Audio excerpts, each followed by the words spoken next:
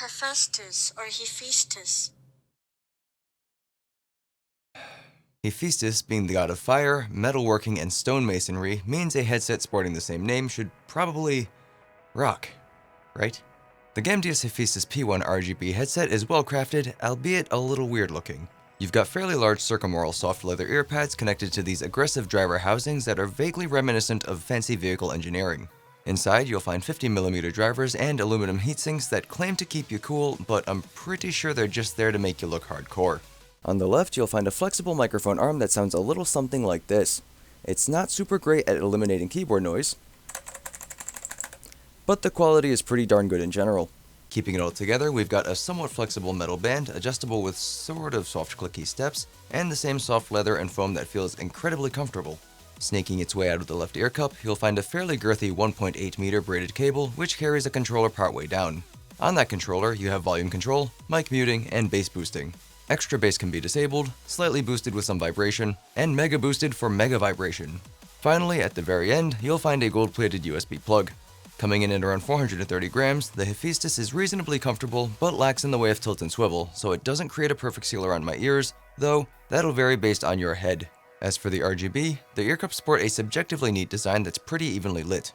The default effect is for color cycling, but in the Hera software, you can change it to static, kind of, breathing, sort of kind of, rainbow, which acts like a color cycle, and flash, which is basically a faster rainbow.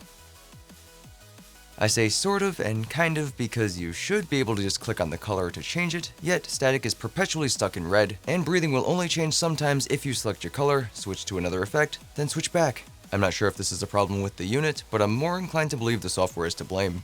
You've got access to putzing around with audio curves in addition to choosing some preset ones, though the software is kind of odd in that while it does adjust certain frequencies, the volume between each setting fluctuates wildly, making some of them either really quiet or hysterically loud, so I just kept with the default, which ended up being my favorite anyway. After that, you've got some other neat features like a 3D setting, toggling virtual 7.1 surround sound, and changing the size of your virtual environment. That being said, Hephaestus may be a god, but he isn't perfect. The bass vibration feature is kind of a miss. The first step boosts bass by just a bit, but I hardly hear it or feel any vibration. The second step definitely has the shakes, but they're not particularly strong, and you'll hear a low metallic rattle whenever the motor goes off, which only intensifies with more bass. The trade-off in sound quality isn't really worth it to me. On the other hand, the clamping force on my head is just about perfect. It sits well and it's not uncomfortable after extended periods of time, but the lack of swivel and tilt might be pretty off-putting for some of you. While it is comfortable, I don't entirely agree with the headband adjustment. I like keeping things as symmetrical as possible, and the lack of defined steps makes it sort of difficult. Relatively minor for most of you, but it's something that still makes me tilt my head. Another relatively minor thing is the controller. The distance it hangs is fine and all, but when you pick it up naturally, it's upside down. Not exactly my jam. Speaking of jam, music on this was overall good. Without the bass enhancing, bass was still pretty strong, which ever so slightly drowned out the highs, but mids were present and well defined to an amateur dork like me. The experience was still enjoyable to the point where I feel like most people won't have reason to complain. The headset's comfortable, though I feel like the heatsinks are only there to show that Hephaestus likes his metal, given that they're always right around the room's ambient temperature, and wearing it still got about as warm as I'd expect. Not that these got hot, I just don't think the aluminum did any favors. Which brings us to the appearance. They look a little overdone to me, and I'm not a fan of the glossy finish, but if you're into that kind of thing, then the $80 just might be worth it to you. However, I did mention earlier that I had issues with the RGB and audio curves. With the software as it is, it's not easy for me to recommend. If the RGB isn't working, it's not that big of a deal since I don't see it when it's on my head anyway, but I'm a man, and I appreciate some curves that aren't blown ridiculously out of proportion. While I'm sure many of you will be perfectly happy with the default setting, some of you might want the flexibility of switching it up without blowing out your eardrums.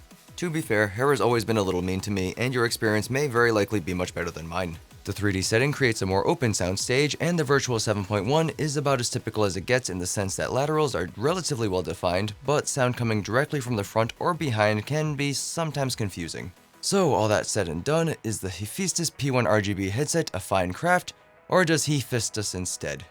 And so that's all I have to say about that. Like, dislike, comment, subscribe, share, leave me questions if you got them. Thanks for watching. My name is Steven, and I am ALittleDIMM. Bye-bye. Hephaestus, being the god of fire, metalworking, and stonemasonry, means he's... no. Hephaestus, being the god of fire, metal... metal working, yeah. On the left, you'll find a flexible microphone arm that sounds a little something like... I'm not supposed to read this part. I'm supposed to put the headset on for this part. Whatever. As for the RGB, the ear cups sport a subjectively neat design that's pretty evenly lit. As for the RGB, the ear cups sport a subjectively The volume between each setting fluctuates wildly, in the sense that laterals and relatively, damn it. And the virtual 7.1 is about as typical of me to mess that up repeatedly. On the left, you'll find a flexible microphone arm that sounds a little something like this. It's not great at eliminating